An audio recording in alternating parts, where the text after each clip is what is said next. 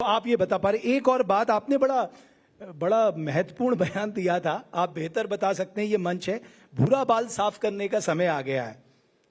ये भूरा बाल साफ करने का समय आ गया और आपने बहुत हिम्मत से ये बयान दिया, थोड़ा इसका स्पष्टीकरण बताइए ना, आपने क्यों बोला? स्पष्टीकरण नहीं, हमने तो बताया था सच्चाई क्या है।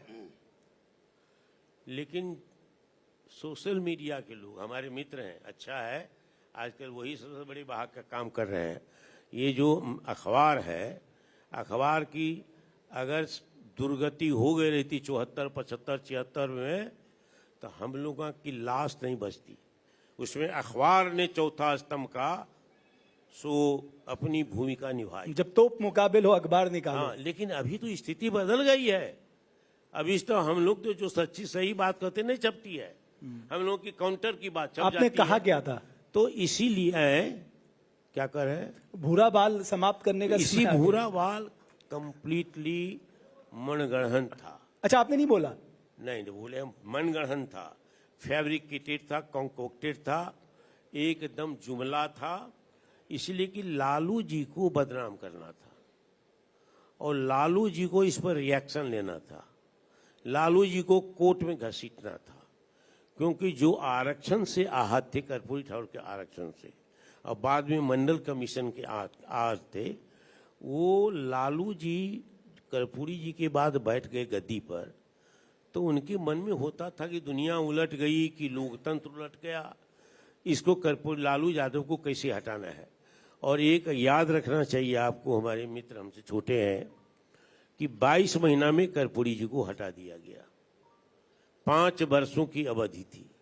आज 27 महीना में लालू जी को हटा दिया गया, 5 वर्षों की अवधि थी, दोनों को अजय बहुमत था।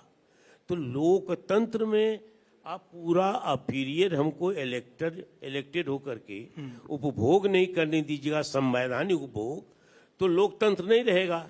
तो लालू जी को भगाना था, तो भूरा बाल इसीलिए कहा झूठा, ये नारा गढ़ा गया फकड़ा देहात में जिसको कहते हैं, ये हाजीपुर में भी बैठे कुछ नामी गिरामी पत्रकार कि लालू जी का इलाज कैसे करेंगे।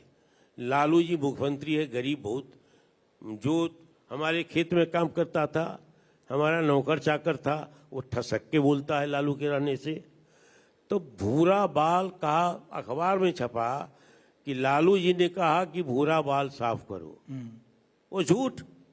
तो उसमें व्याख्या उसकी की गई कि BHU से भूमिहार, R से राजपूत, भूरा से ब्राह्मण, B से लॉ से लाला। तो ये कंप्लीटली गलत बात थी, झूठी बात थी, मनगढ़ंत बात थी, और एक तरह का षड्यंत्र था, साजिश थी। लालू जी बेदाता जैसे आज सह रहे हैं, बर्दाश्त कर रहे हैं, बर्दाश्त करके मुख्यमंत्री रहते हुए बर्दाश्त करके। अभी एक उदाहरण मैं बता रहा हूं, 1 मिनट आपसे लेंगे।